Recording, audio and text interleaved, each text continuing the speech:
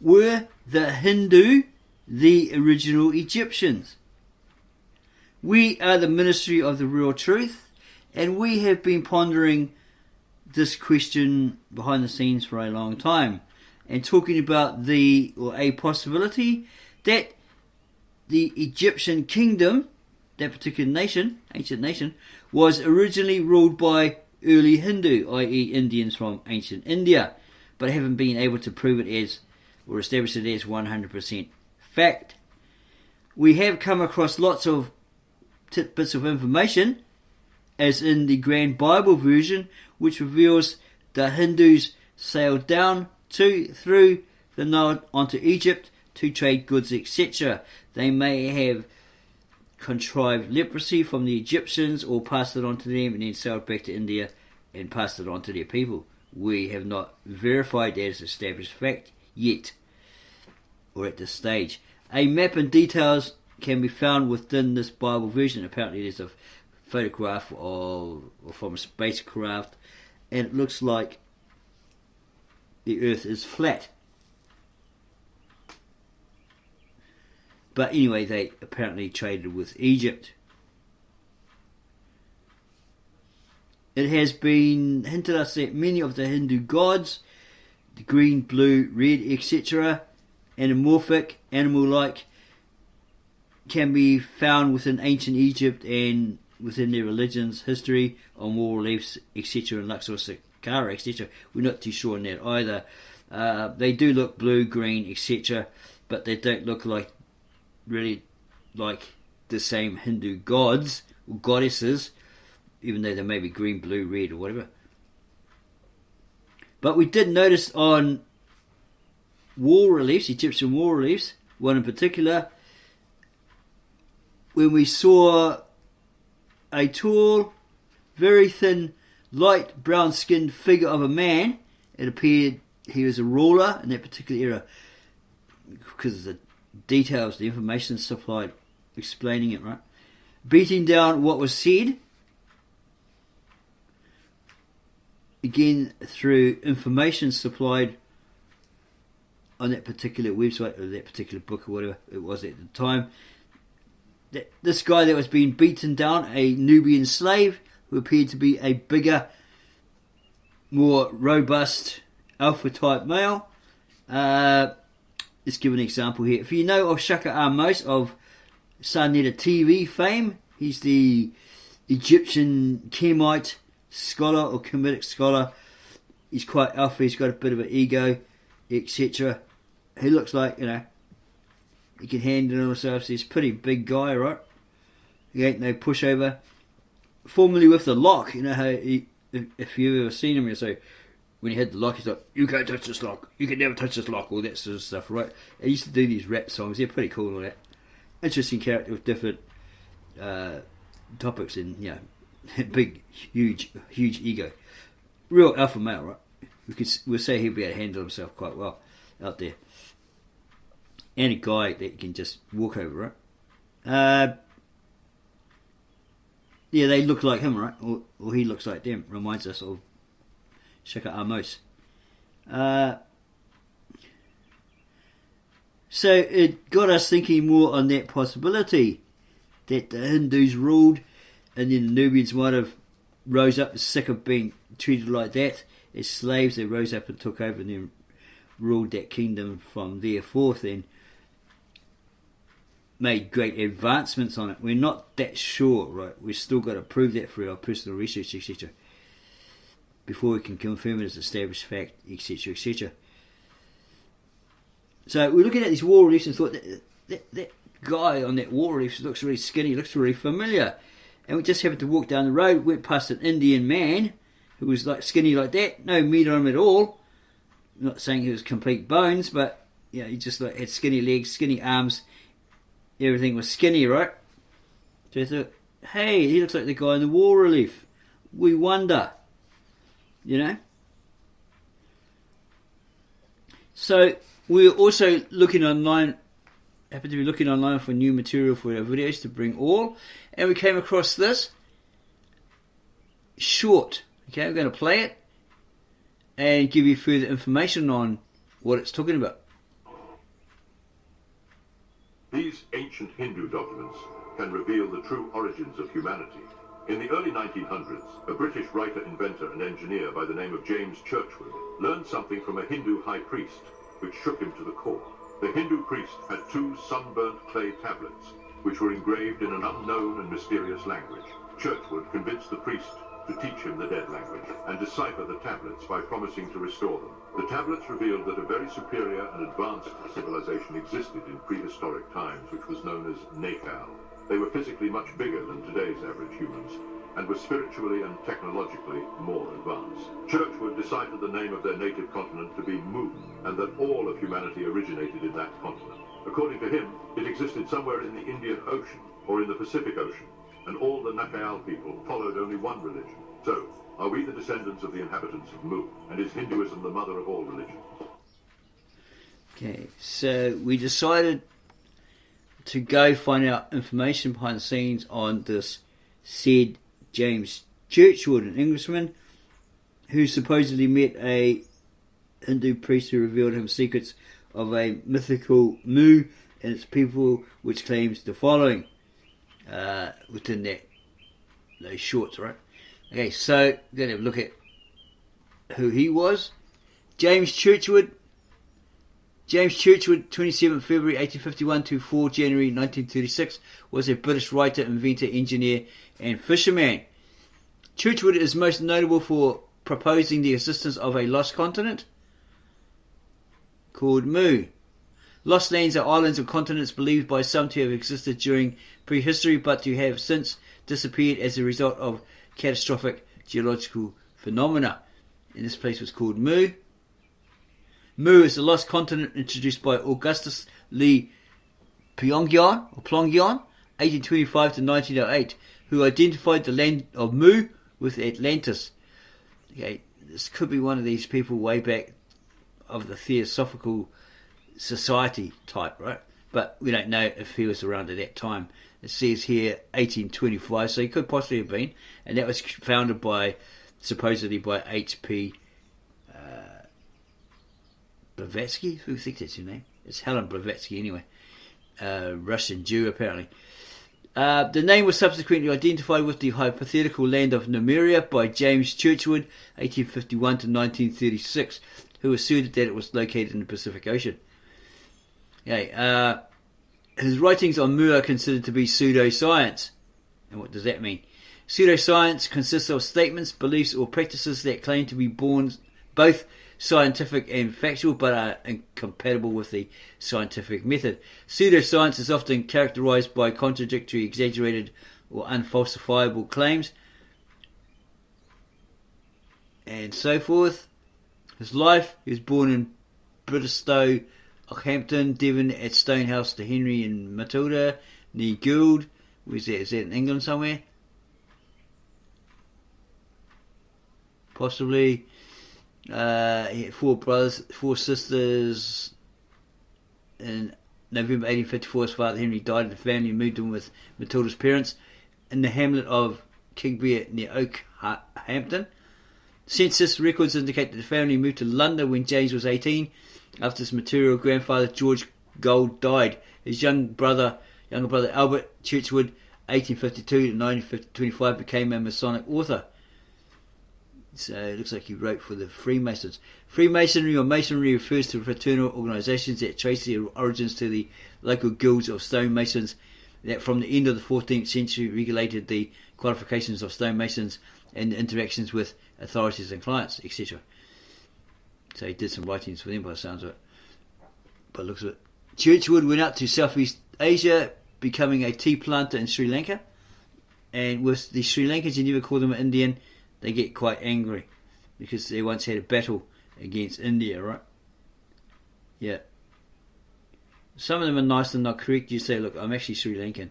Others will just go totally ape at you. We experienced that. He immigrated to the US in the 1890s. In Churchward's biography entitled My Friend Churchill and a Sunken Continent, he was said to have discussed Mu with Augustus Le Plongeon, a British-American antiquarian and photographer who studied the pre-Columbian ruins of America, particularly those of the Maya civilization on the northern Yucatan Peninsula. His writings contain many notions. And his wife in the 1800s. In the United States, Churchward patented NCV, nickel chrome vanadium steel, which was used to manufacture armour plating to protect ships during World War I. He also developed other steel alloys after a patent infringement settlement in 1914. Churchward retired to his 7+ acre estate on Lake Wonosoqapumuk in Lakeville, Connecticut, USA, to think more about questions he had from his Pacific travels. At the age of 75, he published The Lost Continent of Mu, Motherland of Man, 1926. He claimed this proved the existence of a lost continent called Mu in the Pacific Ocean. Claims and hypothesis. According to Churchward, Mu extended from somewhere north of Hawaii to the south as far as the Fijis and Easter Island. He claimed Mu was the site of the Garden of Eden.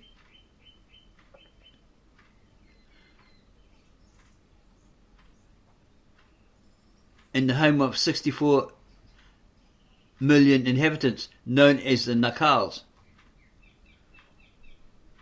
The name of ancient people and civilization first claimed to have existed by British-American archaeologist Augustus Plongeon and subsequently by British occult writer James Churchward. Its civilization, which flourished 50,000 years before Churchward's day, was technologically more advanced than his own. He said the ancient civilizations of India, Babylon, ancient city located on the Euphrates River in southern Mesopotamia, with its modern-day Halar, Iraq, about 85 kilometers south of modern-day Baghdad, etc., Persia, Egypt, and the Mayas, South Americans, indigenous people of Mesoamerica. And the Mayas were the decayed remnants of Mu's colonies. Churchward claimed to have gained his knowledge of this lost land after befriending an Indian priest, a Hindu priest, who taught him to read an ancient dead language spoken by only 3 people in all of India. The priest disclosed the existence of several ancient tablets written by the Nakals. He allowed Churchward to see these records after initial reluctance. His knowledge remained incomplete as the available tablets were mere fragments of a larger text. Churchward claimed to have found verification and further information in the records of other ancient peoples. His writings attempt to describe the civilization of Mu, its history, inhabitants, and influence on subsequent history and civilizations. Churchward claimed that the ancient Egyptian sun god Ra or Ra was the ancient Egyptian deity of the sun. By the 5th dynasty in the 25th and 24th centuries BC, he had become one of the most important gods in ancient Egyptian religion, identified primarily with the noonday sun. Okay, so he claims that the ancient Egyptian sun god Ra originated with the Mu. He claimed that Ra was the word which the Nakals used for sun, as well as for their god and rulers. Scientific rebuttal. Alfred Metro undertook research on Easter Island. A Swiss and Argentine anthropologist, ethnologist, and human rights leader. In the 1930s and 1940 published a monograph on Easter Island which includes a rebuttal of the hypothesis that Easter Island was a remnant of a sunken continent. In the second half of the 20th century, improvements in oceanography, scientific study of the ocean, etc., in particular understanding of seafloor spreading or seafloor spread, a process that occurs at mid-ocean ridges where new oceanic crust is formed through volcanic activity and then gradually moves away from the ridge. And plate tectonics, the scientific theory that Earth's lithosphere comprises a number of large tectonic plates which have been slowly moving since 3 to 4 billion years ago. The model builds on the concept of continental drift, an idea developed during the first decades of the 20th century. And they have left little scientific basis for claims of geologically recent lost continents such as Mu. American science writer Martin Gardner wrote that Churchward's books contain geological and archaeological errors and are regarded by scholars as a hoax, fake, fraudulent, pseudoscience, all that sort of stuff. The archaeologist Stephen Williams, in Fantastical Archaeology 1991, described his writings as pseudoscience.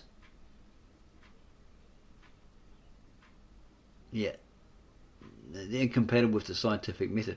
Williams had written that Churchward's translations are outrageous. His geology in both mechanics and dating is absurd, and his mishandling of archaeological data, as in the Valley of Mexico, is atrocious. Gordon Stein, in Encyclopedia of Hoaxes 1993, has noted that Churchward's claims have no scientific basis. According to Stein, it's difficult to assess whether Churchward really believed what he said about Mu, or whether he was knowingly writing fiction. Brian M. Fagan, British author of Popular Archaeology books and a Professor Emeritus of Anthropology at the University of California, Santa Barbara, had written that Churchward's evidence for Mu was made from personal testimonials, false translations, notably of tablets from Mesoamerica, and spurious reconstruction from archaeological and artistic remains. Although it has attracted some following, it has never received scholarly or scientific support. Popular culture. Churchward is mentioned in fiction and the short stories Through the Gates of the Silver Key by H.P. Lovecraft, Out of the Eons by Lovecraft and Hazel Heald, and The Fitzgerald Contraction by Miles J. Brewer. Churchward and the Lost Island of Mu also appear in Philip K. Dick's Confessions of a Crap Artist. That's pretty funny. Confessions of a Crap Artist. Okay. The British anarchist situation band KLF, also known as the Justified Ancients of Mu, often referred to Mu Land, and were inspired by the Illuminatus trilogy, and much of the work was discordian in nature. Churchward's writings are a key influence for the plot of the anime series Ra Zephon. Churchward's writings were satirized by occult writer Raymond Buckland, whose craft name was Robot, in his novel Mu Revealed, written under the pseudonym Tony Earl, an anagram for Not Really. Okay, so he's twisted it around, it means not really. In James Rowland's novel Deep Fathom, Churchward is the great-grandfather of character Karen Grace, who takes part in revealing the mystery of Mu. Churchward's writings are used as a source for the following books and video games: Lemuria and Atlantis by Shirley Andrews, Lost Cities of China by David Hatcher Childress, Lost Cities of Atlantis by David Hatcher Childress, Chief Conspiracy, Sons of Gold, Mu, a comic book, The Lost Continents of Mu, in the Pacific Ocean on Earth is where the ancients of planet Roark came from, in the Star Ocean Super NES video game by Enix, and so forth. This is works, books about Mu, posthumous publications, footnotes, references, external links, and so forth. Okay, so this guy's a bit of a fibber, okay, according to all these people. So let's have a look at this. The Lost Continent of Mu, this is his book. The Motherland of Man by Colonel James Churchward. So he must have been in the army, and unless his first name's Colin. No, I don't think so. He's probably a colonel. Okay, this is done in 1926 and it's illustrated. Okay, what does it say under here? Okay, it's got all this stuff about Churchward and his claims, basically what we read out before, I think. Maybe a bit more extended. Okay, here we go. Churchward attributed all megalithic art in Polynesia to the people of Mu. He claimed that symbols of the sun are found depicted on stones of Polynesian ruins, such as the stone hats, pukao, on top of the giant moai statues of Easter Island, Citing W.J. Johnson, Churchward describes the cylindrical hats as spheres that seem to show red in the distance, and asserts that they represent the sun as Ra. He also incorrectly claimed that some of them are made of red sandstone, which does not exist on the island. The platforms on which the statues rest, Ahu, are described by Churchward as being platform-like accumulations of cut and dressed stone, which are supposedly left in their current positions awaiting shipment to some other part of the continent for the building of temples and palaces. He also cites the pillars erected by the Maori of New Zealand as an example of this lost civilization's handiwork.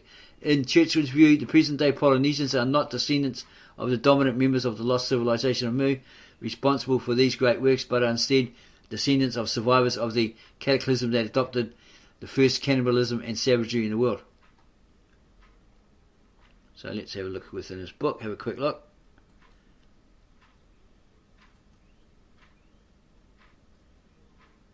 Preface: all matters of science in this work are based on the translations of certain ancient Kala tablets which the author discovered in India many years ago, prior to this book being written. These tablets were written either in Burma or in Mu, the lost continent, and the extreme age is attested by the fact that the legendary history says that the Nakals left Burma more than 15,000 years ago. Some of the subjects embodied in these tablets are an account of the creation of the earth, life and its origin, the origins and workings of the forces. With the aid of the high priest of the temple, the author deciphered and translated these tablets, which unfortunately were only fragments of the various subjects. He spent many years proving, as far as possible by experimentation, that the facts set forth are true, or were true. This work represents over 50 years of investigation and research and embodies what he had found written on these ancient and intensely interesting tablets.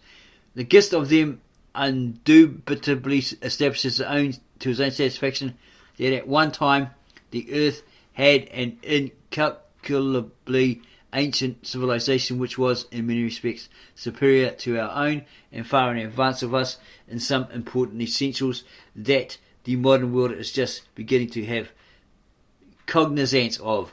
These tablets, with other ancient records, bear witness to the amazing fact that the civilizations of India, Babylonia, Persia, Egypt and Yucatan were but the dying embers of this great past civilization.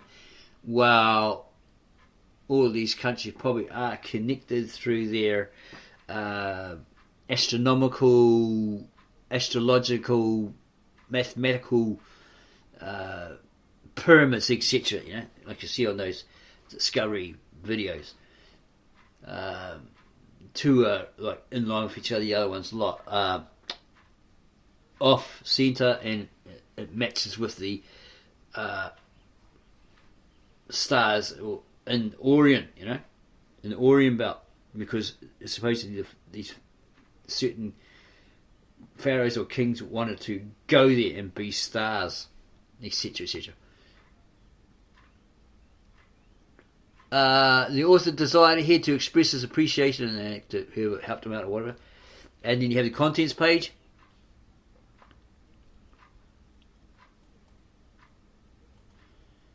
List of illustrations.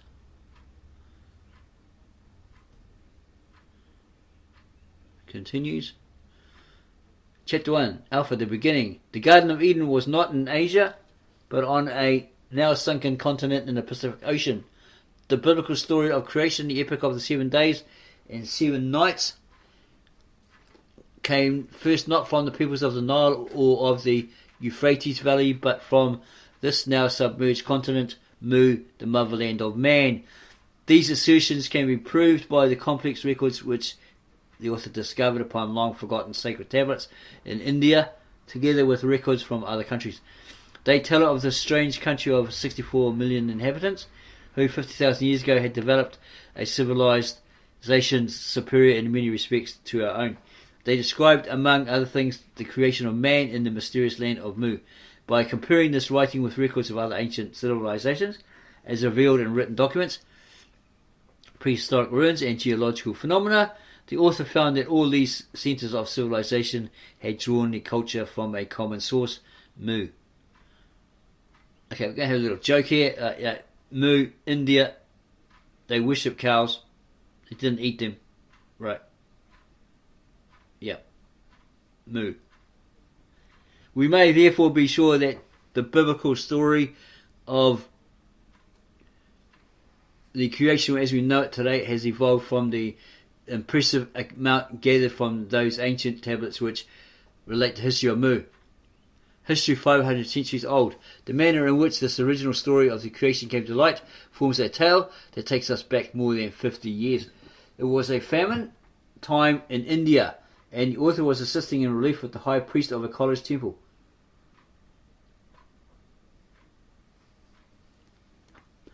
Although he did not know it at first, he was exceedingly interested in archaeology and the records of the ancients, and had a greater knowledge of those subjects than any other living man.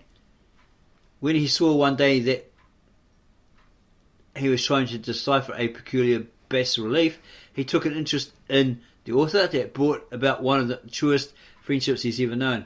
He showed him how to solve the puzzle of these peculiar inscriptions and offered to give him lessons which would fit him for still more difficult work. So for more than 2 years the author studied diligently a dead language which his priestly friend believed to be the original tongue of mankind. Okay, so would that then be the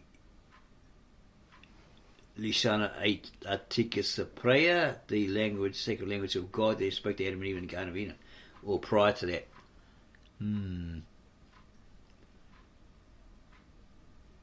He informed the author that this language was understood by only 2 other high priests in India. A great difficulty arose from the fact that many of the apparently simple inscriptions had hidden meanings which had been designed especially for the Holy Brothers, the Na'akals, a priestly brotherhood who were sent from the Motherland to the colonies to teach the sacred writings, religion and the sciences. One day, when he was in a talkative mood, he told the author that there was a number of ancient tablets in the secret archives of the temple. What they consisted of he did not know, for he had seen only the chatties? Was that chattels? Look at chatties, which contained them. Although he was in a position to examine the writings, he had never done so, as they were sacred records not to be touched. In discussing these secret writings, he added something that sent the author's curiosity up to a new high point. He had already mentioned the legendary motherland of man, the mysterious land of Mu. Now he amazed the author by the admission that these precious stones, or precious tablets, were believed by many to have been written by the Na'akals, either in Burma or in the vanished motherland itself. The author became impatient to see them. Then when he learned that the writings were only fragments of a vast collection that had been taken from one of the 7 Rishi, sacred cities of India. The bulk of them was believed to have been lost. Still, however, there remained this opportunity to see what he might of the ancient fragments of antiquity that lay dust laden in the dark. Day after day he attempted to discover some method by which he could obtain access to those hidden treasures, but his friend, although extremely courteous, was adamant in his refusal to let him see them. "My son," he would say, with a touch of sadness in his voice, "I would that I could satisfy your desire, but that may not be. They are sacred relics that must not be taken out of the containers. I dare not grant your wish." "But think, they may not be packed properly, and many break and crumble in their boxes," I urged. "We should at least look at them to see if they are safe." But this argument was of no avail. 6 months passed. Curiosity or anxiety about their condition had won the contest over my priestly friend.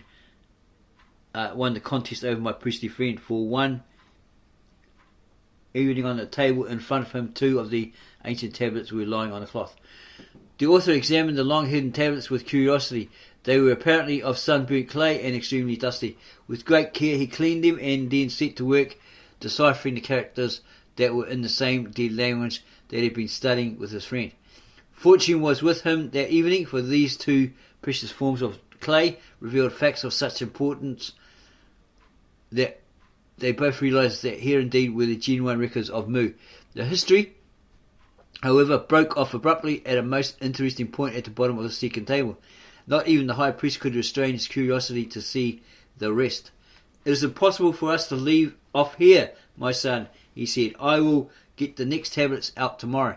Fortunately, the next tablets that he procured were not of the same series, but had to do with an entirely different subject. And in order to find the consecutive tablets, all had to be brought out. It was well, for many of the tablets had been so badly packed that they were broken. These were restored with cement. When he repacked them, he wrapped each tablet in tissue paper and cotton wool. "My son," said the priest, "I feel that a sacred warning was sent to me through your voice to safeguard these relics." Months of intense concentration and translation, the tablets followed, but the reward justified the effort. The writings described in detail the creation of the earth and of man, and the place where he first appeared, Mu.